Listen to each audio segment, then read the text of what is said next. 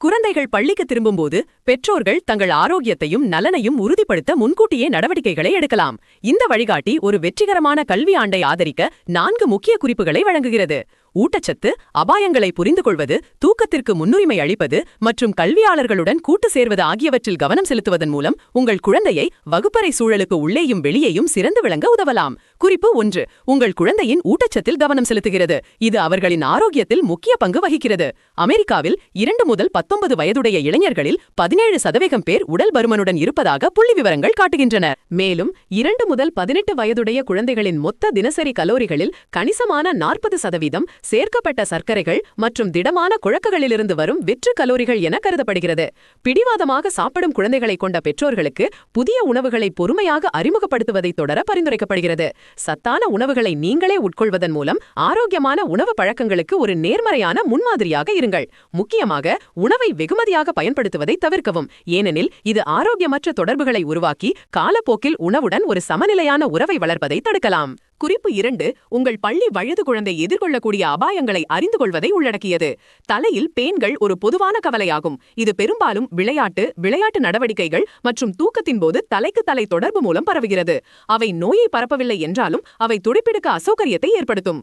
வழக்கமான சோதனைகள் மற்றும் தொப்பிகள் அல்லது ஹேர் ஆக்சசரிஸ்களை பகிர்வலை தவிர்க்க குழந்தைகளுக்கு கற்பிப்பது பரவலை குறைக்க உதவும்.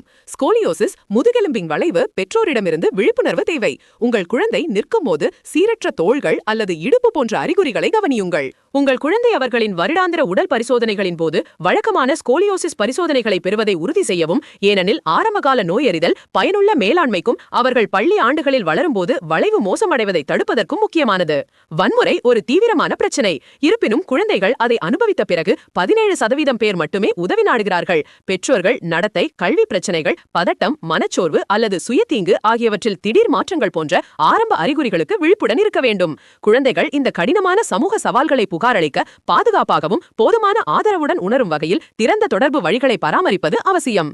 குழந்தைகள் இந்த கடினமான சமூக சவால்களை புகாரளிக்க பாதுகாப்பாகவும் போதுமான ஆதரவுடன் உணரும் வகையில் திறந்த தொடர்பு வழிகளை பராமரிப்பது அவசியம். மோசமான பார்வை கற்றல் மற்றும் கல்வி செயல்திறனை கணிசமாக பாதிக்கும். சுருங்குதல், தலையை ஒரு பக்கமாக சாய்த்தல் அல்லது கையடக்க சாதனங்கள் மற்றும் புத்தகங்களை முகத்திற்கு மிக அருகில் வைத்திருத்தல் போன்ற அறிகுறிகளை கவனியுங்கள்.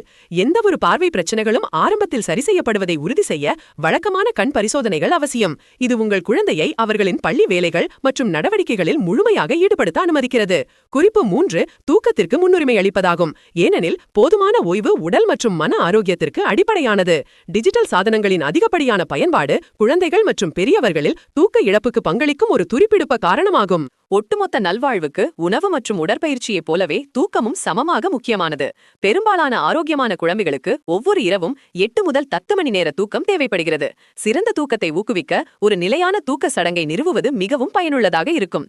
இதில் நீல ஒளி வெளிப்பாட்டை குறைக்க படுக்கைக்கு செல்வதற்கு குறைந்தது 1 மணி நேரத்திற்கு முன்பே டேப்லெட்டுகள் மற்றும் தொலைபேசிகள் போன்ற மின்னணு சாதனங்களை அகற்றுவது அடங்கும். அதற்கு பதிலாக குழந்தைகளுக்கு ஒரு உடல் புத்தகத்தை படிக்க ஊக்குவிக்கவும். இது மனதை தளர்த்தவும் ஆழ்ந்த மிகவும் புத்துணர்ச்சியூட்டும் இரவு ஓய்வுக்கு உடலை தயார்படுத்தவும் உதவுகிறது. மேலும் படுக்கைக்கு செல்லும் நேரத்தில் கடுமையான உடற்பயிற்சி அல்லது காஃபின் ஆகியவற்றை தவிர்க்கவும், ஏனெனில் இவை மிகவும் தூண்டுதலாக இருக்கும். உங்கள் குழந்தைக்கு பசித்தால் அவர்களின் தூக்க சுழற்சியை சீர்குலைக்காத ஒரு லேசான நன்மை பயக்கும் சிற்றுண்டியை பரிசீலிக்கவும். ஒரு நிலையான வழக்கமானது உடலின் உள் கடிகாரத்தை ஒழுங்குபடுத்த உதவுகிறது. இது குழந்தைகளுக்கு தூங்குவதையும் அடுத்த நாள் காலையில் புத்துணர்ச்சியுடன் எழுந்திருப்பதையும் எளிதாக்குகிறது. குறிப்பு 4. உங்கள் குழந்தையின் கல்வி, ஆரோக்கியம் மற்றும் நல்வாழ்வில் ஒரு கூட்டாளியாக உங்களை ஊக்குவிக்கிறது. பெற்றோரின் செயலில் ஈடுபாடு மற்றும் பள்ளி ஊழியர்களுடன் நிலையான தொடர்பு ஆகியவை வெற்றிக்கான முக்கிய கூறுகள் ஆகும். ஆசிரியர்களுடன் ஒரு வலுவான உறவை உருவாக்குவதன் மூலம் நீங்கள் ஒரு ஆதரவு வலையமைப்பை உருவாக்குகிறீர்கள். இது உங்கள் குழந்தையின் தேவைகள் முழு கல்வியாண்டு முழுவதும் மற்றும் அதற்கு அப்பாலும் பூர்த்தி செய்யப்படுவதை உறுதி செய்கிறது. பெற்றோர்கள் தங்கள் குழந்தையின் தனிப்பட்ட விருப்பு வெறுப்புகள், அத்துடன் அவர்களின் பலம் மற்றும் போராட்டங்கள் குறித்து குறிப்பாக ஆசிரியர்களுடன் உரையாடல்களை தொடங்க ஊக்குவிக்கப்படுகிறார்கள். இந்த தகவலை பகிர்வது ஆசிரியர்கள் தங்கள் அணுகுமுறையை சரி செய்யவும் உங்கள் குழந்தையை எது ஊக்குவிக்கிறது என்பதை புரிந்து கொள்ளவும் உதவுகிறது. இந்த வெளிப்படைத்தன்மை உங்கள் குழந்தையின் இயற்கையான திறமைகளை முறைகளை பயன்படுத்தி அவர்களின் வளர்ச்சியை ஆதரிக்கும் ஒரு தனிப்பயனாக்கப்பட்ட கல்வி அனுபவத்தை அனுமதிக்கிறது.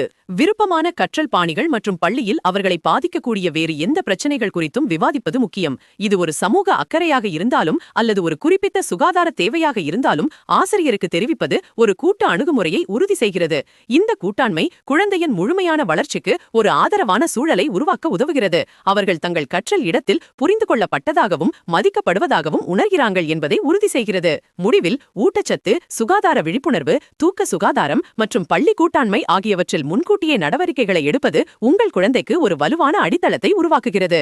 ஈடுபாடுடனும் கவனத்துடனும் இருப்பதன் மூலம் அவர்களின் ஆரோக்கியமான மற்றும் வெற்றிகரமான கல்வி பயணத்திற்கு தேவையான கருவிகள் மற்றும் ஆதரவு அவர்களிடம் இருப்பதை நீங்கள் உறுதி செய்கிறீர்கள். உங்கள் ஒட்டுமொத்த நல்வாழ்வில் உங்கள் பெற்றோராக உங்கள் செயலில் பங்கு மிக முக்கியமான காரணியாகும்.